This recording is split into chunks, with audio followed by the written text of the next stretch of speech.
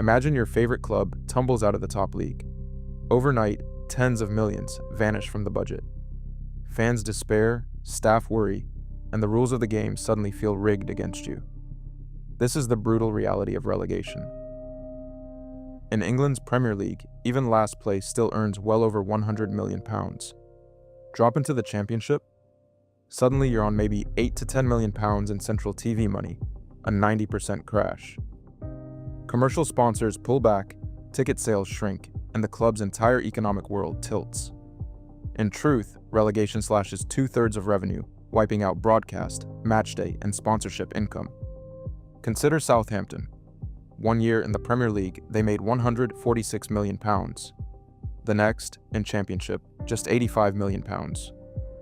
Norwich City went from £134 million to £76 million, nearly halved. In Spain, the gap is just as drastic. La Liga's richest club can earn €167 million versus only €44 million at the bottom. Germany? No parachute at all. Werder Bremen faced a €40 million loss on relegation. Everywhere, a steep cliff. Some leagues try to cushion the fall. England's parachute payments are massive, around £40 to £45 million in year one, and scaled amounts after. But even that safety net has a catch.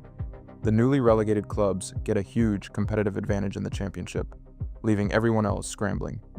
And it's not just money. Managers lose their jobs, dozens of staff are laid off, and youth programs freeze. Fans feel it acutely. Many Norwich supporters admitted feeling completely disconnected after relegation. It's a grief nobody shows on the balance sheet. On the playing side, everything's up in the air. Some clubs bounce back immediately, thanks largely to the parachutes. Fulham spent heavily, won the playoff, and got right back up. Others, like Leicester in 2026, suffered further collapse. Their revenues plunged from £187 million to £100 million, and then estimated down to approximately £60 million in League One. Suddenly, they were richer than League One rivals, but with a top-tier wage bill. The gap between what they spend and earn turned into an abyss.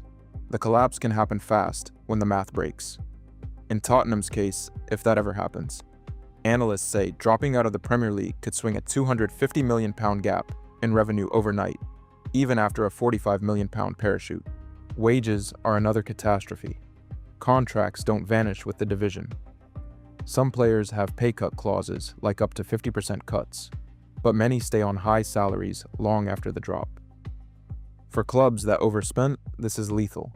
In one recent championship, 11 clubs had wage to revenue above 100%. Pragmatic leagues are pushing fixes. Italy will automatically slash relegated players' pay by 25%, but it's largely reactive. Clubs often become sellers. Southampton's owners injected hundreds in rebuilding, but also let go key players. They turned last year's £7 million profit on transfers into £123 million by offloading stars. In other words, losing top-flight status means firing sales season. Operationally, everything shrinks. Training ground projects pause, staff are reduced, community funds get cut. Cardiff City, upon relegation to League One, even shelved its new training facility until they climbed back. Stadium deals and loans, like Tottenham's £1.2 billion stadium debt, suddenly have far fewer rent checks coming in. Even lucrative events may dry up as demand falls. The fight to survive is brutal. Clubs scramble to cut costs and innovate revenue. Some diversify. Tottenham hosted NFL games as a hedge. Others double down on their academies. The smartest boards prepare a life raft budget in advance, aware that an unexpected drop could threaten the club's very existence. A cautionary footnote: the rules of each country matter. England's parachutes help some yo-yo clubs dominate. Spain's top dropper got €13.8 million in one case. France and Italy have made only modest provisions, so their relegated teams must slash budgets faster. In Germany, absolutely no parachute means relegation hits like freefall. So, what can clubs do? The answer is extreme financial discipline. Win or lose, plan as if relegation is coming. Keep wage bills lean, insist on relegation clauses in contracts and sponsorships. Build diverse income streams, and if possible, seek friendly financial settlements. In one chart we saw even delayed stadium builds and staff trim can bridge the gap.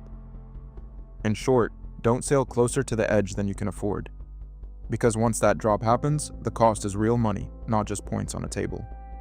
Relegation is rarely a single-season disaster. It echoes for years, reshaping a club's identity and finances. But by understanding the risks, as we've seen with Norwich, Southampton, Leicester, and more, club directors and fans alike can better navigate the fallout. Because in football, more than almost any sport, one bad season can change everything.